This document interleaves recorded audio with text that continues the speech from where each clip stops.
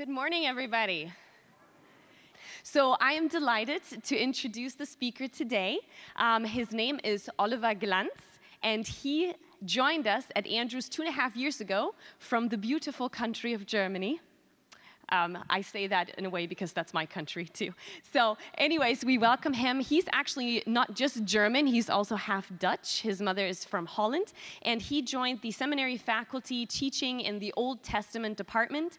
And Oliver is also one of our wellness champions on this campus for our new health and wellness initiative to transform this campus to become the healthiest campus in the world. There's no reaction to that, I'm not sure. So yes, cheer, can we, yes, that's what we want to do, right? Yes. And obviously, as Director of University Health and Wellness, I am excited that this campus has big plans and has been transforming one student, one faculty, and one staff at a time. And I'm glad that Oliver is going to speak to us today and share with us his insight on the concept of wellness. But before I do that, I want to know who has heard of what he just has done this last weekend. Did anybody see or hear? A few, so I just have to mention this very briefly. Oliver and his friend and colleague, Oleg, actually completed what is very rare in this entire world and ran 100 miles from Berrien Springs to Chicago in one piece. 22 hours, an amazing accomplishment. Yes, that's definitely right. So he will share with you, and I'm just so pleased and excited, and I hope you will be blessed. He's been an inspiration to me, and I hope he can be an inspiration to you today as well. So welcome him again on the stage. Hello, everybody. So obviously, my name is Oliver Glanz. I'm originally from Germany, as Dominic told you. I'm married, and I have 2 kids. These are my 2 kids sitting on my lap while we had the European Championship, soccer championship, just before the, I think, Germany against Ukraine game. On the right, you see my wife.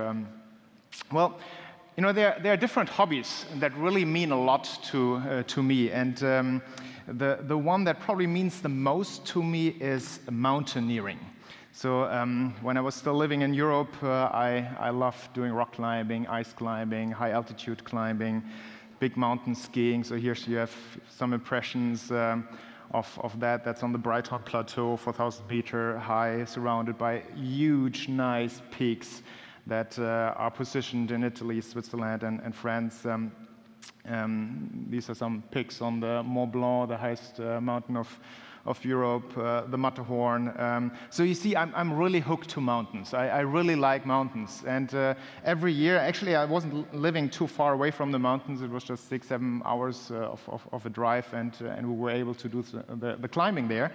But since I'm living here in Michigan, my situation has changed dramatically, and so I needed to find a new sport that would allow me to get excited in a similar way, and that I could actually do here in Michigan without, paying much traffic costs. And so it was running. I guess that was the most simple thing you could do, and that would fit the landscape here of Berrien Springs very well.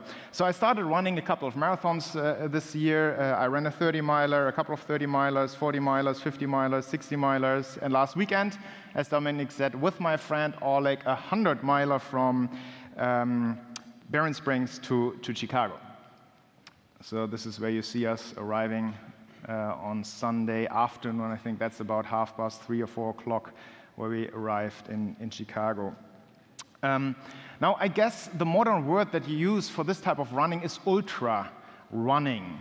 The purpose of my speech is not so much talking about the running part of ultra running, but about the ultra part of ultra running.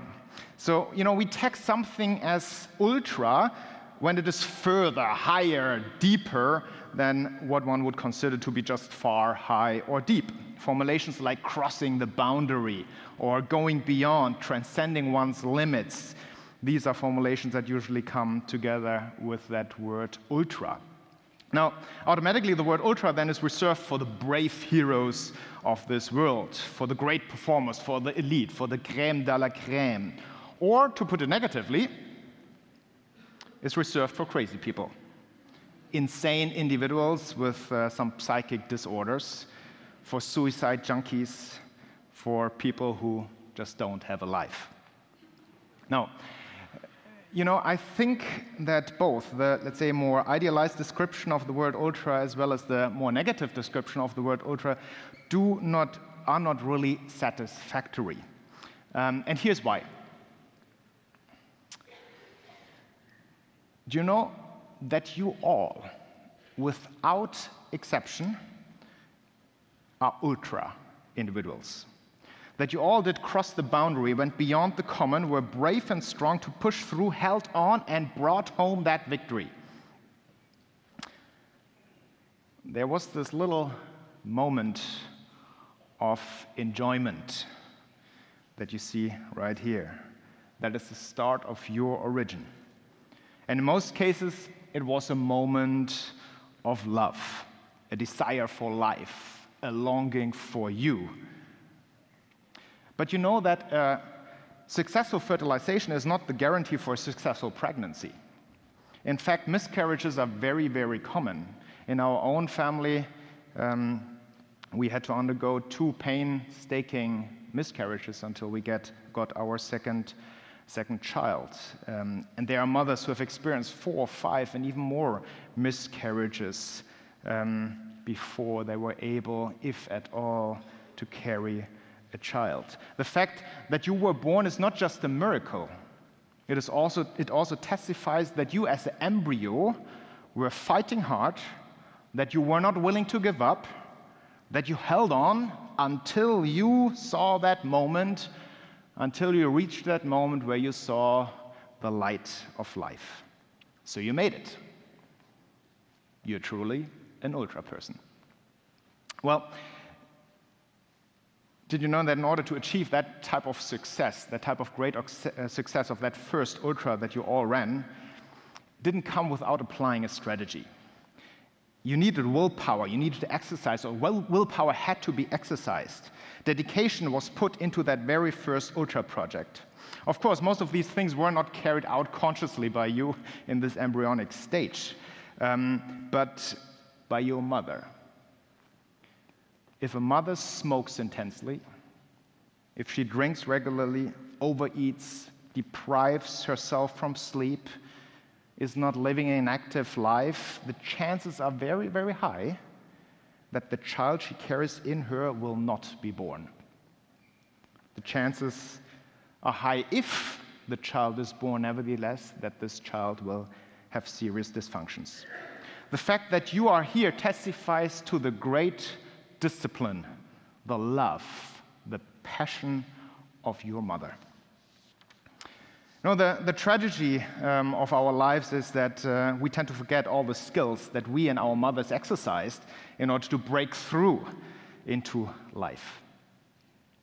1/3 of Americans are obese, and this is just the statistics from actually 2012. It's not 2015, it's from 2012, so I guess it increased.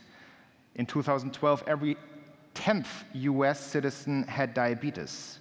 A huge growing number of college students drop their studies. Every second marriage ends in divorce. And I got the statistics yesterday, 2 of 7 students who graduate here from Andrews University most likely are going to leave the church.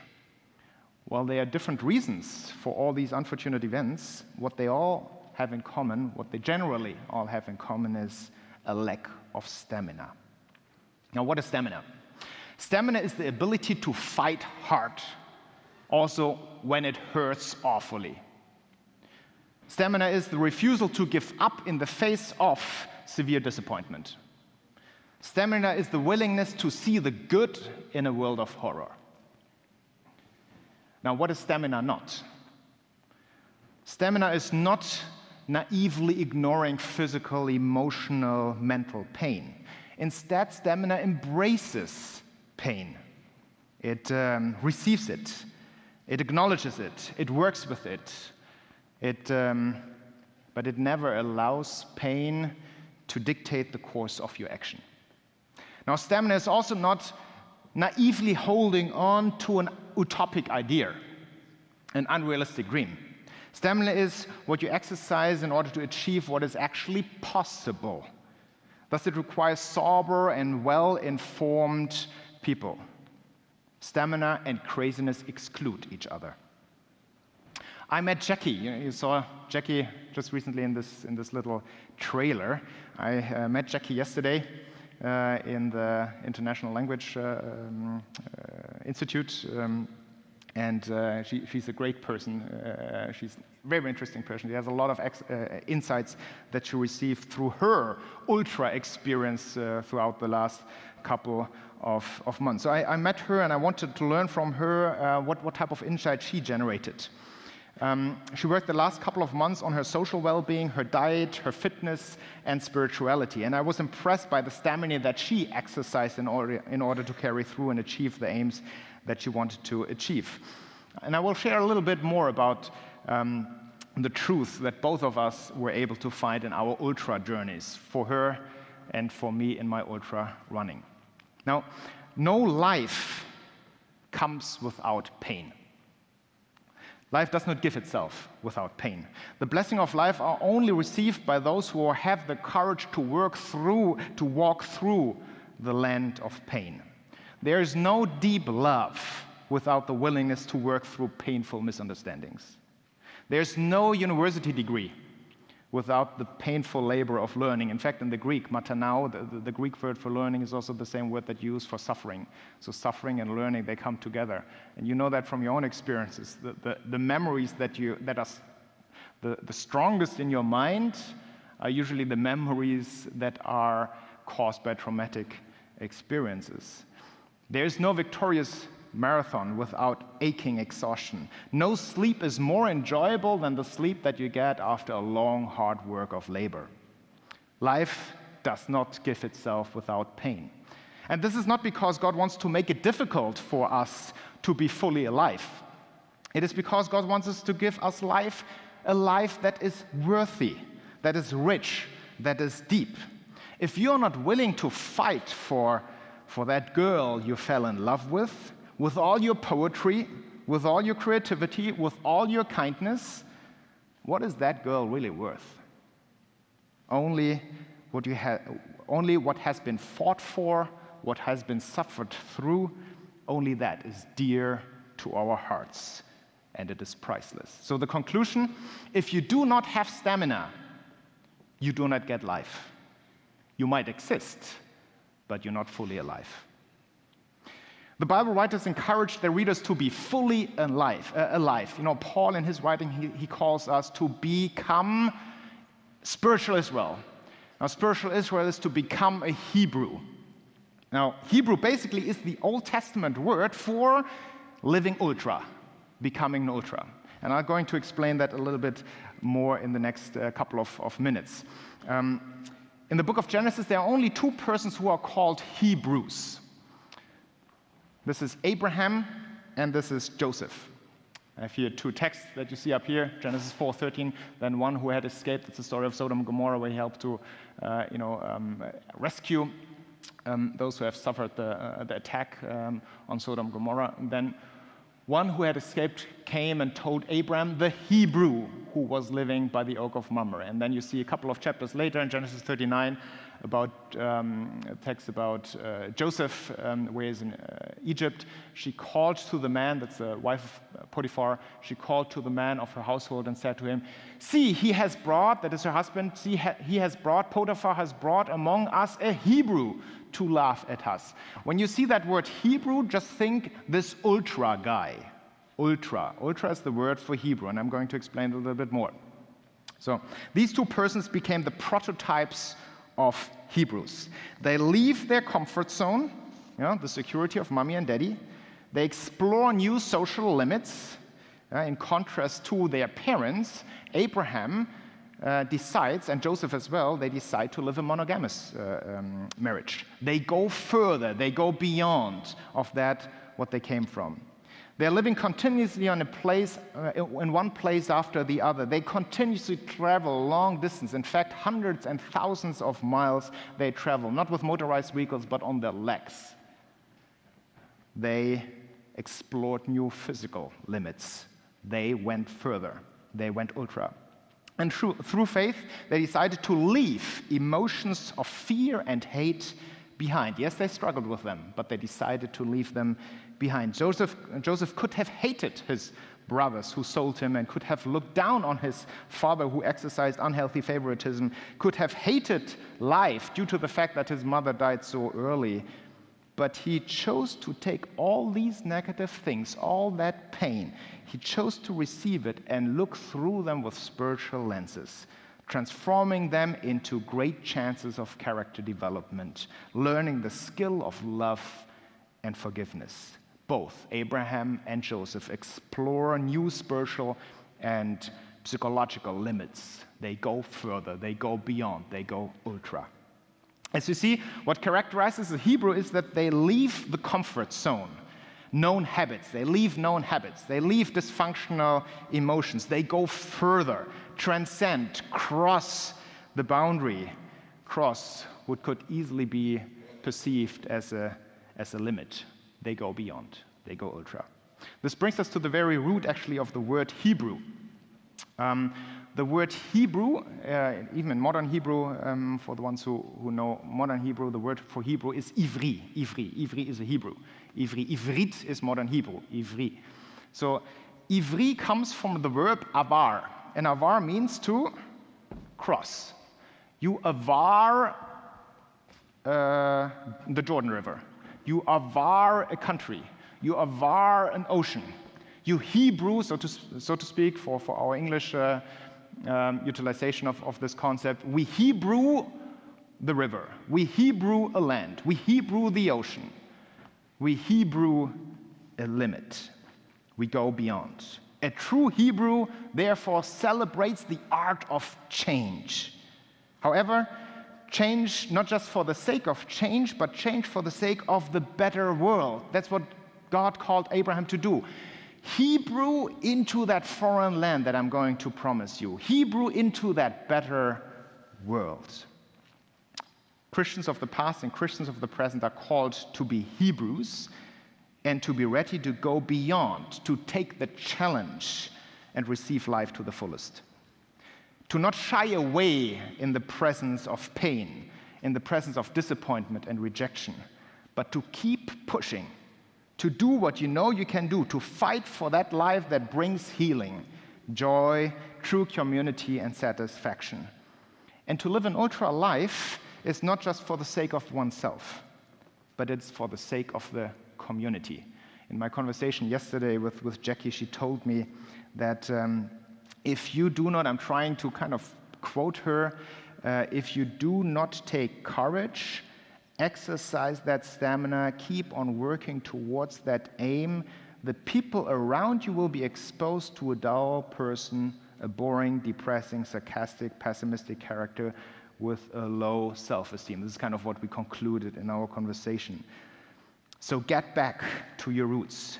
Do that thing that you and your mother once did that allowed you to get born for your own sake, for the sake of the community, and ultimately for the sake of Christ. The Bible calls you to wake up and become a Hebrew or continue to be a Hebrew, fulfilling that mission of being fully alive. I would like to invite you to commit your life to seeking new limits.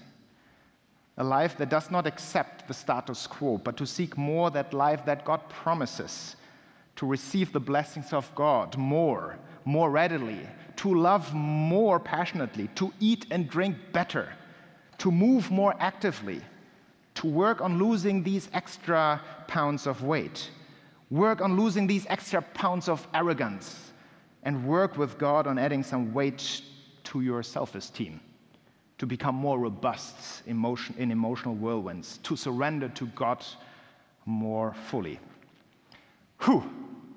How to do that? How to live such an ultra life, such a Hebrew life? how to exercise stamina.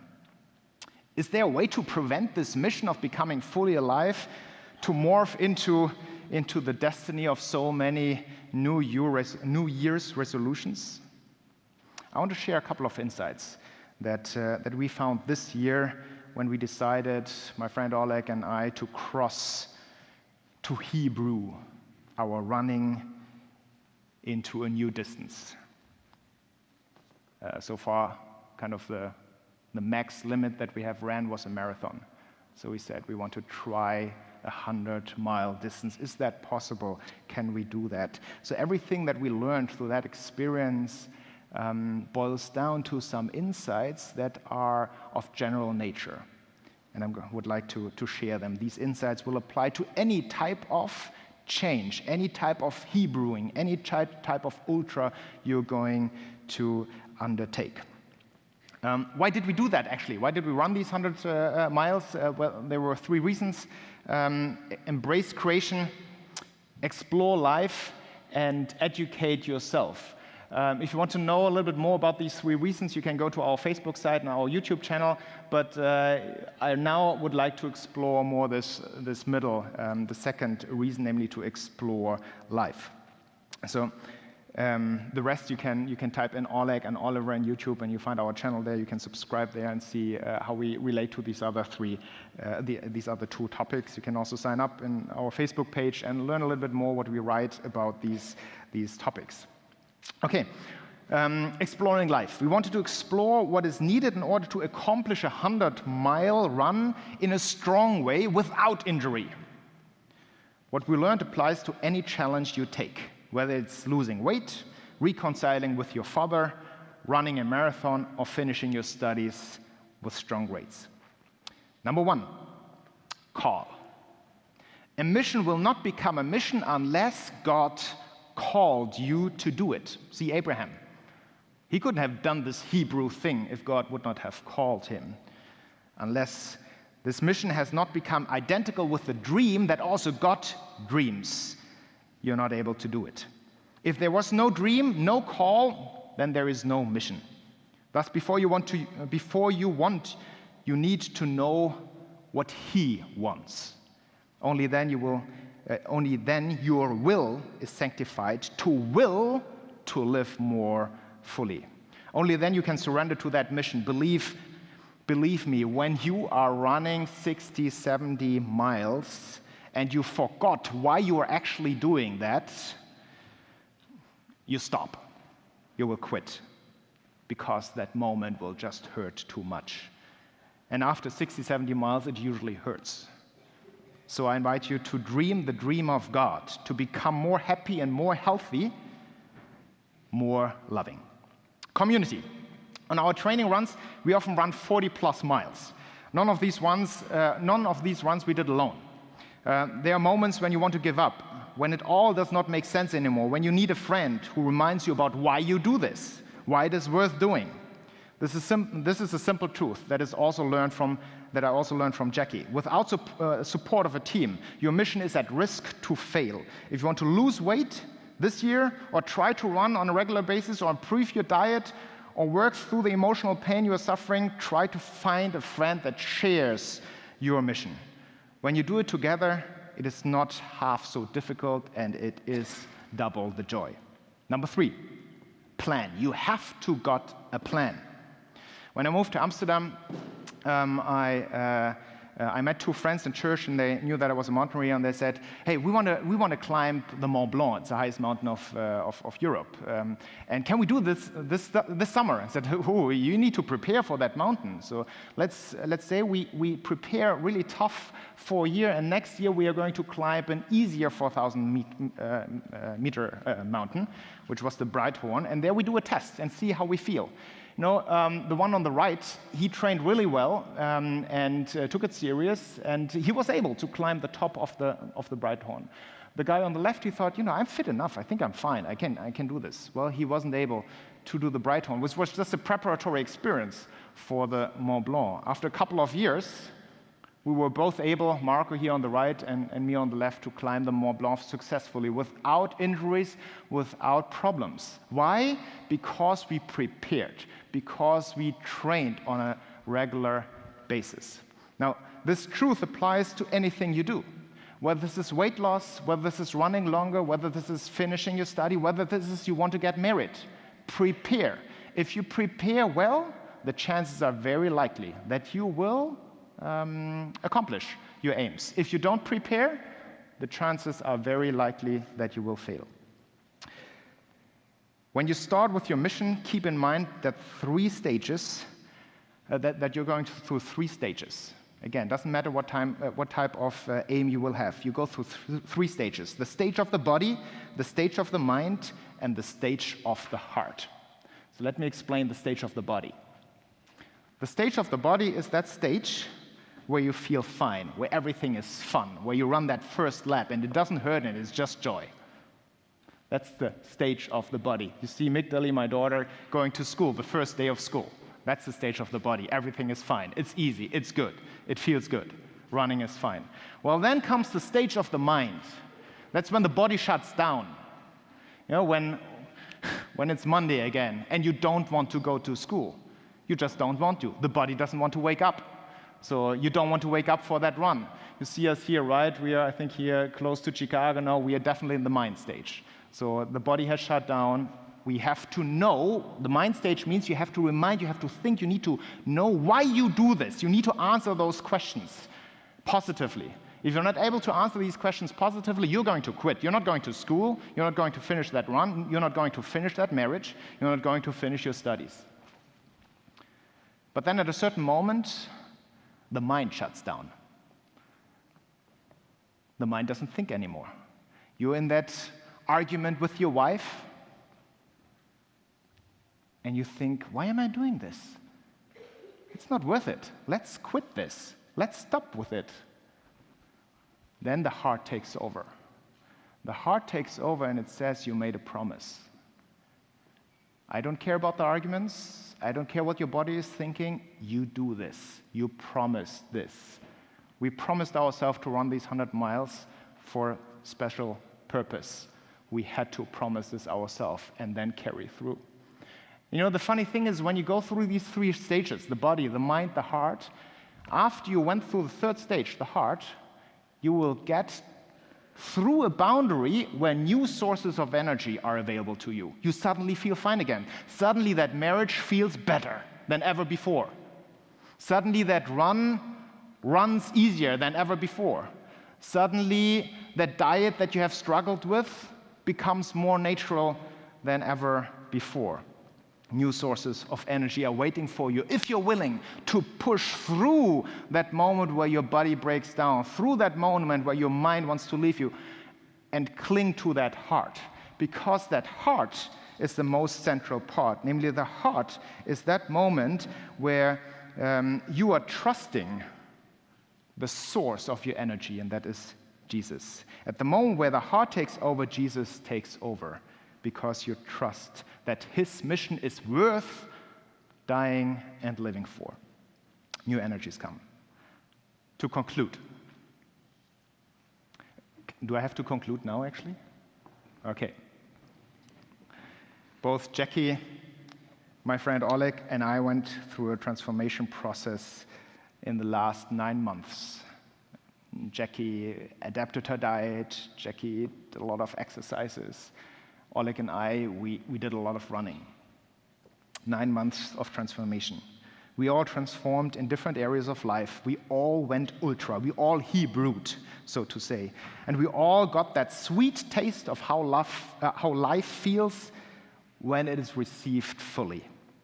How dreams can be accomplished. How relations can be repaired. And how suffering and pain can be endured for the sake of a better life, here and now. And I really hope, I think together with Jackie and Oleg, my friend, and many others here, definitely Dominique, I really hope that you take courage through these testimonies and that you subscribe to Christ's call. Become a Hebrew. Stay a Hebrew. Live the life of a Hebrew. Leave your comfort zone. Cross the Jordan. Go beyond. Explore the gift of life. Eat strong. Exercise strong. Love strong. Forgive strong. Live strong. And become and stay a Hebrew.